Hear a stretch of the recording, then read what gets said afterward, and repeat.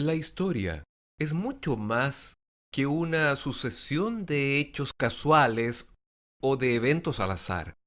Saben, cuando damos una mirada a la historia, tengo la seguridad de que veremos tiempos en que la oración cambió completamente el curso de la historia. Pienso en la Segunda Guerra Mundial cuando los bombarderos de Hitler estaban atacando Londres y a menudo en esas noches, cuando las costas de Londres estaban a oscuras porque si encendían las luces en los hogares o en las ciudades, podían identificar dónde estaban ciertas instalaciones y los alemanes podían bombardearlos, pero durante ese periodo de tiempo, en la oscuridad de esas noches inglesas, había miles de cristianos orando para que los nazis y los fascistas retrocedieran y para que la libertad de religión fuera preservada en Europa. Y piensen más recientemente en 1989, en la caída del muro. No había ninguna razón lógica para que ese muro cayera, pero al menos durante 5 o 6 años en Alemania Oriental había cientos de cristianos orando por la libertad. ¿Sabe? La oración sí hace una dramática diferencia. Hace una diferencia en el mundo político y también hace una diferencia en la iglesia, en la vida espiritual. Todos los grandes reavivamientos en la historia han ocurrido en gran parte gracias a la oración. Si miramos, por ejemplo, a la iglesia cristiana primitiva y vamos al libro de los Hechos, ¿qué papel jugó la oración en el derramamiento del Espíritu Santo en los días de los Hechos? ¿Qué papel jugó la oración en todo el libro de los Hechos en el ministerio del reavivamiento? Cuando vemos, por ejemplo, en Hechos capítulo 1, la Biblia dice en Hechos capítulo 1, versículo 14, todos estos perseveraban unánimes en oración y ruego, los discípulos se arrodillaban juntos y oraban, ellos buscaban a Dios. Si vemos Hechos capítulo 3 en adelante, Pedro dice, versículo 6, no tengo plata ni oro, pero lo que tengo te doy en el nombre de Jesucristo. Levántate y anda. Cuando estos discípulos oraban, Dios les daba poderes sobrenaturales. Encontramos en Hechos 2 que el crecimiento vital de la iglesia se llevó a cabo gracias a la oración. Llegamos a Hechos capítulo 4, verso 31. Cuando hubieron orado, el lugar en que estaban congregados tembló. Y todos fueron llenos del Espíritu Santo y hablaban con denuedo la palabra de Dios. Allí ellos oraron, estaban llenos del Espíritu y Dios se movió poderosamente. En Hechos capítulo 12, ustedes recuerdan esa maravillosa historia. Pedro está en prisión y la iglesia entera ora. La Biblia dice en Hechos 12, verso 5, así que Pedro estaba custodiado en la cárcel, pero la iglesia hacía sin cesar oración a Dios por él. En todo el libro de los Hechos, la iglesia está orando. Y cuando la iglesia ora, Dios trabaja poderosamente, Dios trabaja milagrosamente, Dios hace algo que es tan increíblemente significativo. La oración está en el corazón de todo reavivamiento, lo vemos en el libro de los Hechos. A través de los siglos, cuando la oración se volvió un ritual, cuando la oración se volvió formal, cuando la oración se convirtió en algo meramente para obtener méritos en la Edad Media, los fuegos del reavivamiento de la Iglesia comenzaron a extinguirse. Las brasas de la verdadera cristiandad fueron casi apagadas, pero si volvemos a la Reforma, veremos personas como Martín Lutero y veremos a Juan Hus y a Jerónimo de los días de la pre-reforma.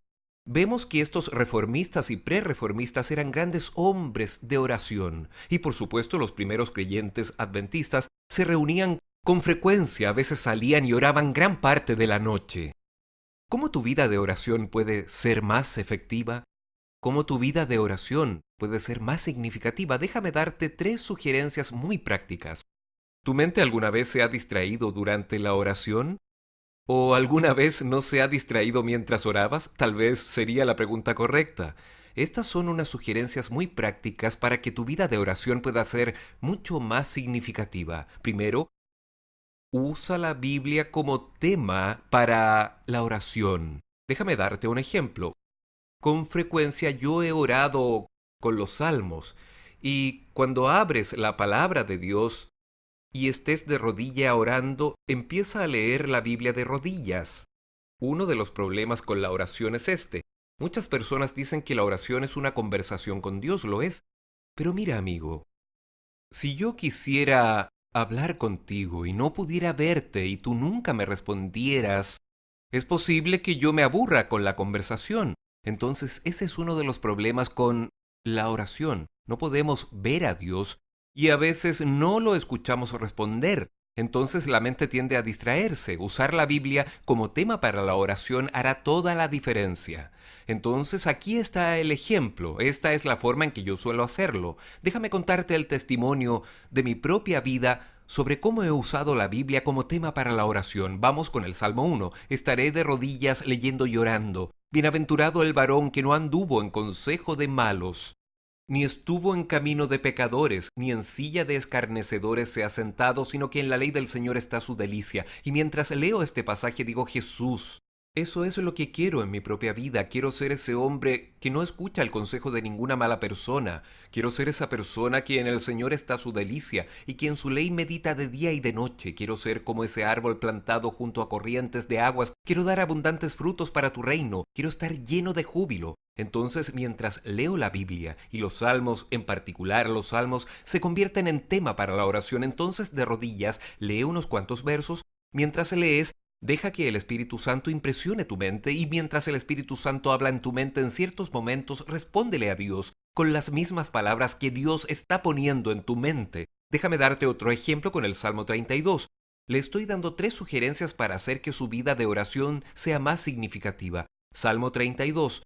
Bienaventurado aquel, versículo 1, cuya transgresión ha sido perdonada. Oh Jesús, ayuda a que mis transgresiones, mis pecados siempre sean perdonados. Dios, ayúdame a que la culpa no crezca en mi vida. Y sigo leyendo la palabra. Versículo 3, mientras callé se envejecieron mis huesos, en mi gemir todo el día, porque de día y de noche se agravó sobre mí tu mano. Bueno, ese soy yo. Algunas veces no quiero confesar mis pecados, soy demasiado arrogante, soy muy orgulloso, pero quiero confesarte mis pecados. Se volvió mi verdor en sequedades de verano. Señor, estoy sintiendo una falta de energía y fuerza debido a la condena del pecado. Eso está destruyendo mi vida. Señor, lo que yo quiero es una vital, nueva y significativa experiencia contigo. Tú eres mi refugio, me guardarás de la angustia. Con cánticos de liberación me rodearás. Señor, sé mi refugio. Señor, guárdame de la angustia. Señor, rodéame con cánticos de liberación.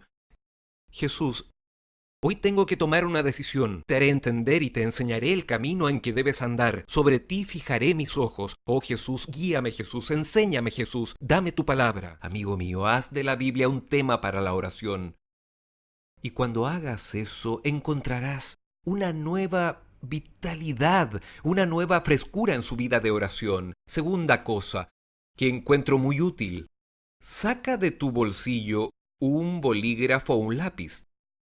Toma un pedazo de papel y escribe en ese pedazo de papel algo muy simple. Tome ese pedazo de papel y empiece a escribir y escribe cosas muy específicas por las que quiere orar. Ahora yo uso un modelo que se llama modelo ACTS, ACTS. Seguro que en español también podrán usarlo. ACTS, la A es por adoración, la C es por confesión, la T es por testimonio y S es por súplica. Entonces yo escribo eso, a adoración. ¿Por qué tengo que alabar a Dios hoy? ¿Por qué cosas yo quiero alabarlo? Quiero alabarlo porque es el Creador. Quiero alabarlo porque Él es todopoderoso. Quiero alabarlo porque no hay problema en mi vida que Él no pueda resolver. Segundo, la C. ¿Qué quiero confesar? ¿Qué es lo que el Señor me está pidiendo que confiese? ¿Qué es lo que el Señor me está recordando sobre lo cual tengo que sincerarme con Él y ser honesto con Él? Tercero es la T, testimonio. ¿Qué tengo para decir? Tengo que dar gracias por mi esposa, mis hijos, mi trabajo, mi salud. ¿Cuál es mi testimonio? Súplica, lo que quiero pedirle. Entonces, yo uso el modelo ACTS. Toma un pedazo de papel y escribe todas esas cosas.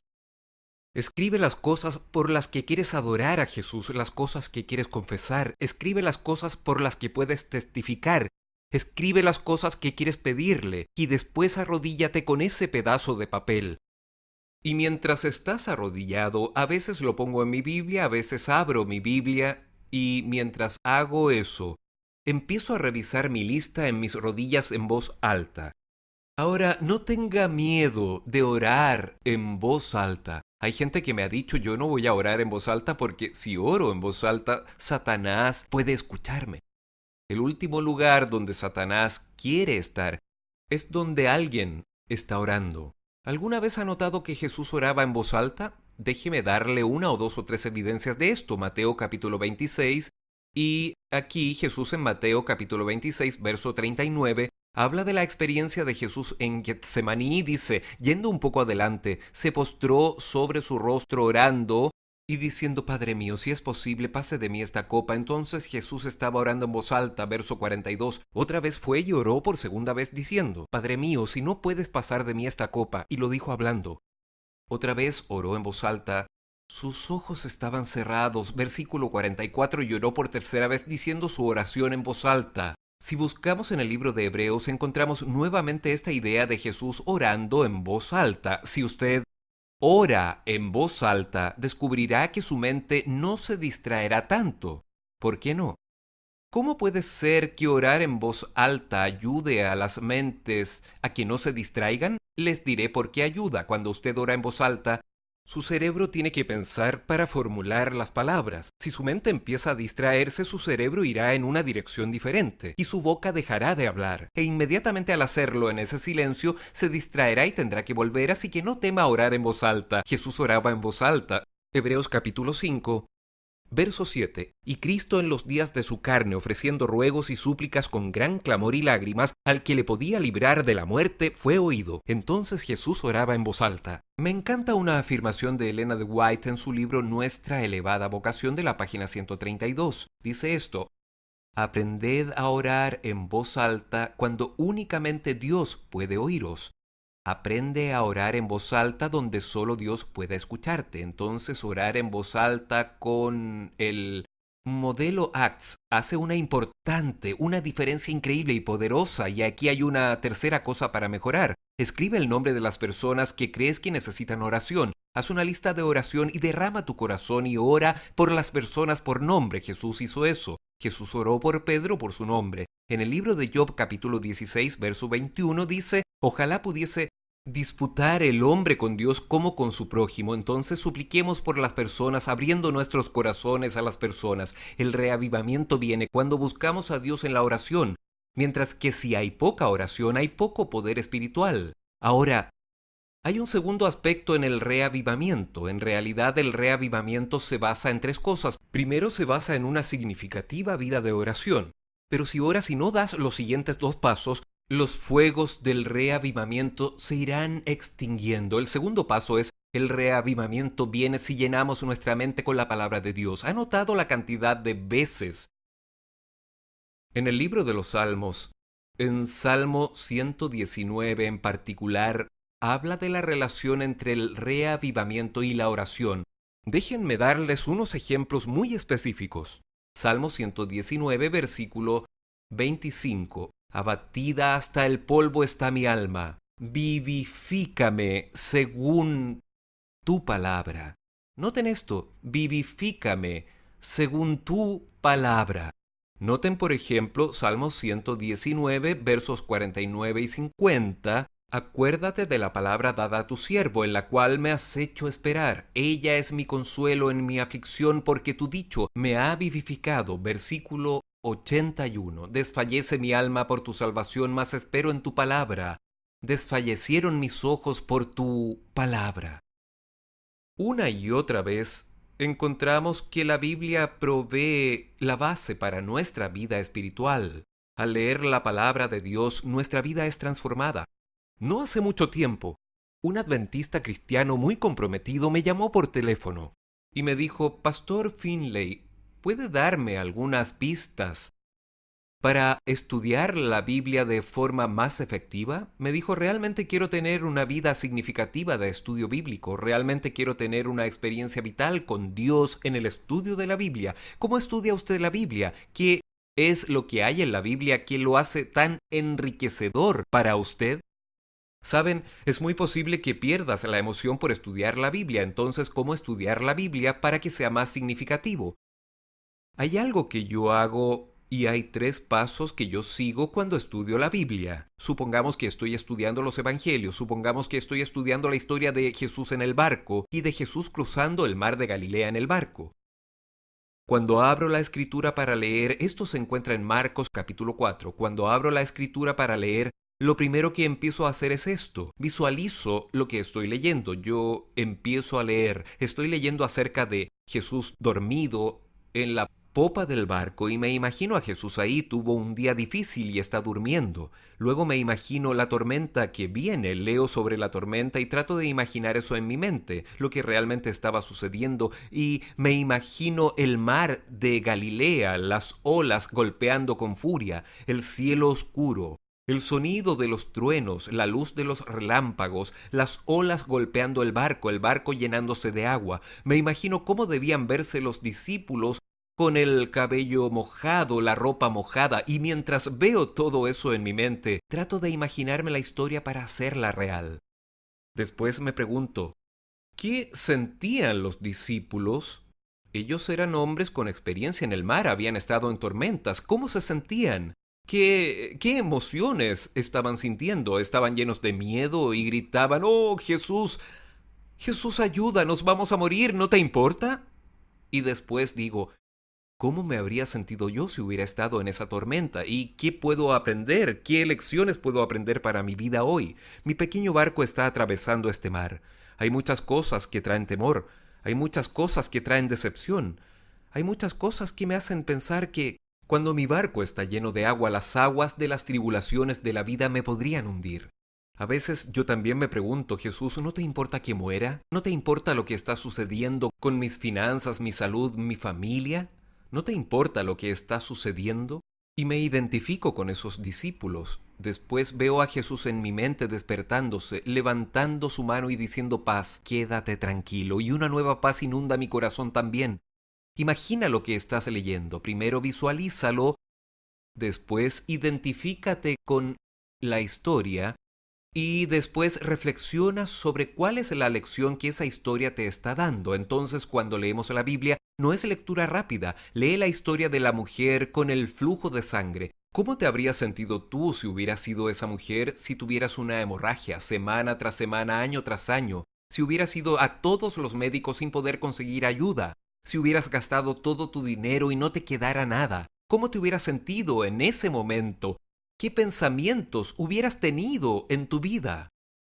Imagina a la mujer, imagínala intocable, imagínala aislada de la sociedad. Siente el olor de su cuerpo cuando ella no ha tomado una ducha y no se ha bañado y la sangre se pega y está coagulada sobre su cuerpo. Siente el olor de ese cuerpo sudoroso. Mira la ropa sucia que usa, mira su cabello descuidado, mira la agonía en sus ojos, mira su desesperanza y desesperación. Imagina a la mujer y después imagina que tú eres esa mujer. Tu esposo jamás podría abrazarte, tus hijos jamás se podrían sentar en tu falda. Si tuvieras un flujo de sangre como este una y otra vez, serías considerada impura. Piensa en todos los falsos médicos a los que ella fue, piensa en la tortura, la agonía por la que pasó, y piensa en el júbilo que sintió cuando tocó las ropas de Jesús y fue curada en ese mismo instante. Y luego imagínate a ti mismo como un desdichado pecador con heridas putrefactas, enojado, amargado y perdido. E imagínate a Jesús tocándote. E imagínate a Jesús dándole perdón y gracia y misericordia y poder en tu vida. ¿Cómo leer la Biblia? Cuando yo leo la Biblia, para hacerlo más significativo, primero visualizo la historia. Me hago la pregunta, ¿qué está sucediendo aquí? Segundo, me pregunto, ¿cómo se siente la gente de la historia? Tercero, me pregunto, ¿qué significado tiene esto para mí hoy? Y después, por fe, lo aplico. ¿Sabías que podrías leer la Biblia?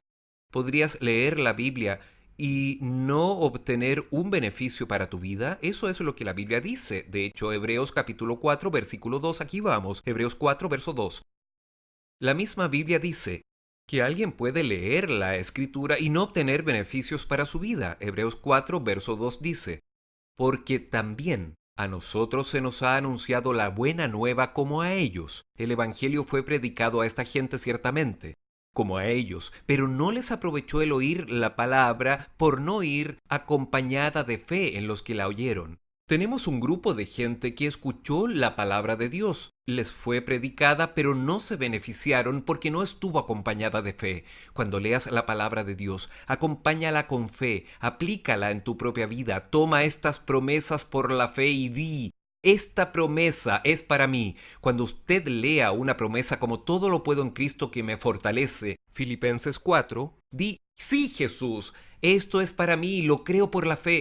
Filipenses 4:19, mi Dios pues suplirá todo lo que os falta. Sí, Jesús, lo acepto por la fe. Primera de Corintios 10, verso 13, no os ha sobrevenido ninguna tentación que no sea humana, pero fiel es Dios que no os dejará ser tentados más de lo que podéis resistir. Sí, Jesús, yo creo eso. Entonces toma las promesas de Dios por la fe e internalízalas.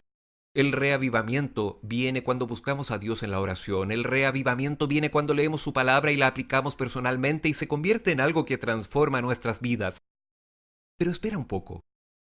Puedo pensar en un grupo de personas en la Biblia que leyeron la Biblia, que llenaron su mente con la palabra de Dios, que memorizaron extensas partes de la Biblia y que oraban mucho, pero crucificaron a Jesús. ¿Puedes pensar en cuál fue ese grupo de personas? ¿Quiénes eran? Ciertamente, los fariseos, los escribas. Ellos oraban, estudiaban la Biblia, pero crucificaron a Jesús. ¿Por qué? Porque su fe jamás los llevó a la acción. Su fe no, si podemos llamarlo fe, no los guió, ni sus oraciones, ni sus estudios bíblicos. Nada los llevó al servicio activo por otros. Voy a abrirles mi corazón. Si simplemente oras y estudias la Biblia y no te involucras activamente en el servicio por otros, si la testificación no caracteriza tu experiencia cristiana, tendrás una vida espiritual que se marchitará sin importar cuánto estudies la Biblia u ores, porque solo el estudio de la Biblia y la oración sin un enfoque en la testificación es como comer sin hacer ejercicio.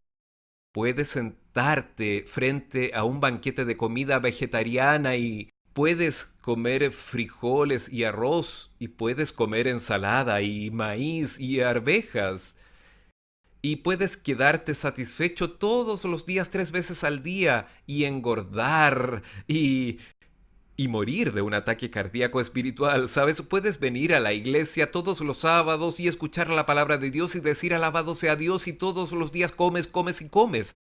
Pero si no hay ejercicio espiritual, si no testificas por Jesús, te vas a encontrar con una vida espiritual que morirá.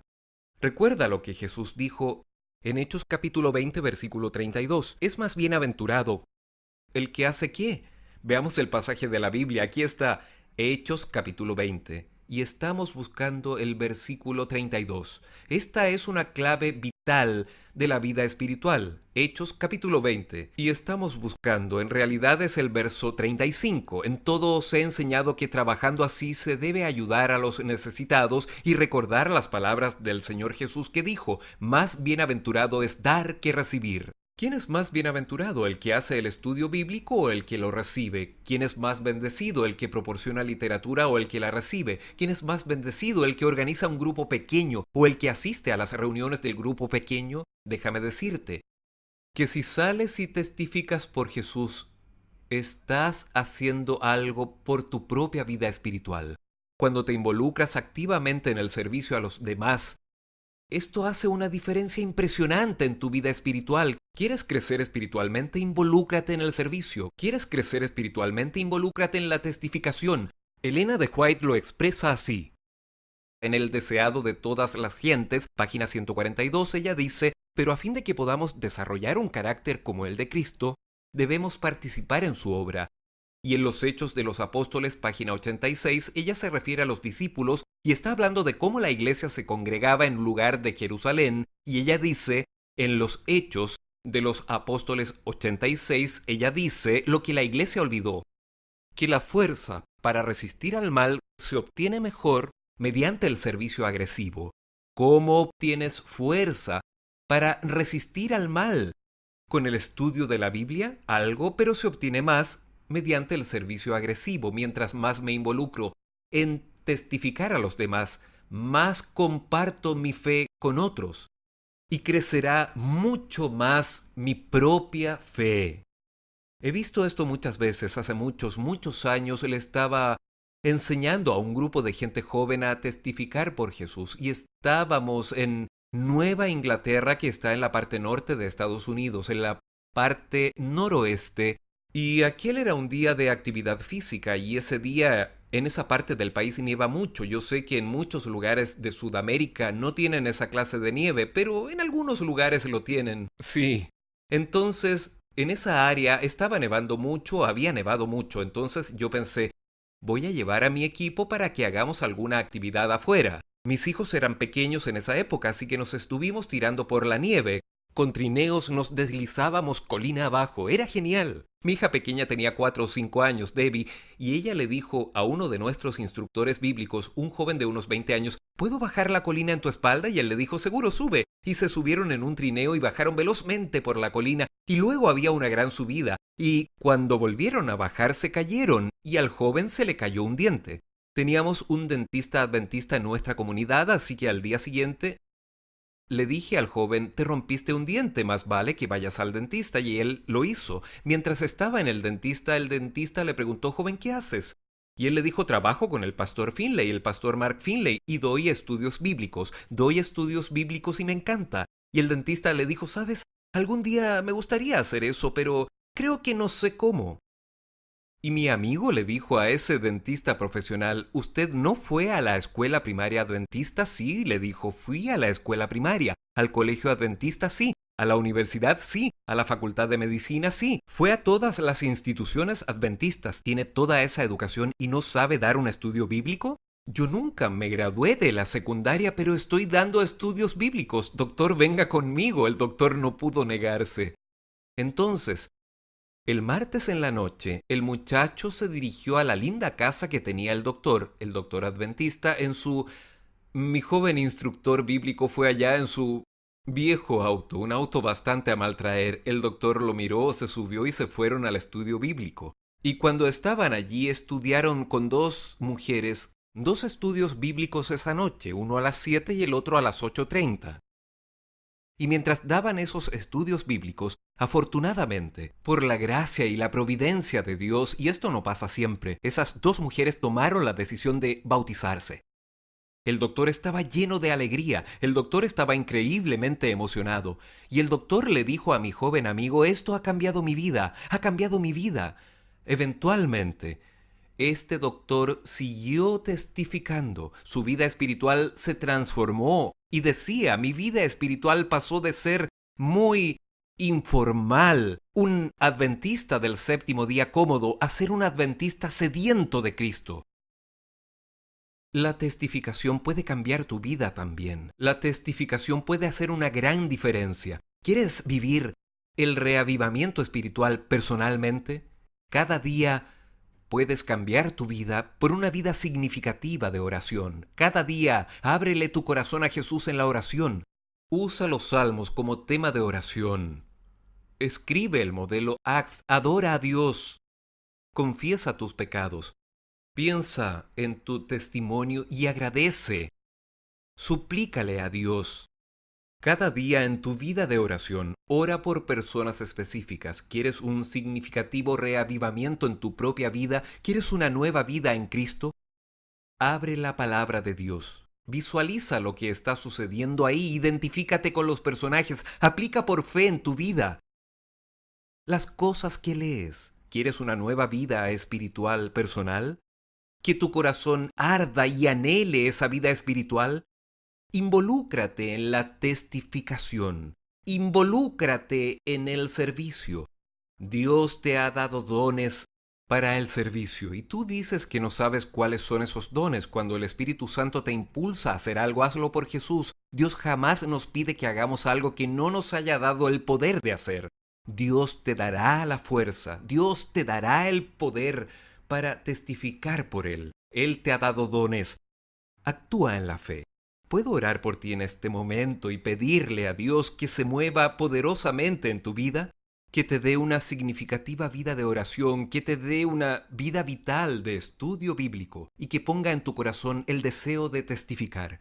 Oh Jesús, muchas gracias por tu amor y gracia. Gracias porque quieres comunicarte con nosotros a través de la oración, por hablarnos a través de tu palabra. Y gracias porque si testificamos ante otros, creceremos en Jesús. Envíanos como poderosos testigos tuyos. En nombre de Jesús. Amén.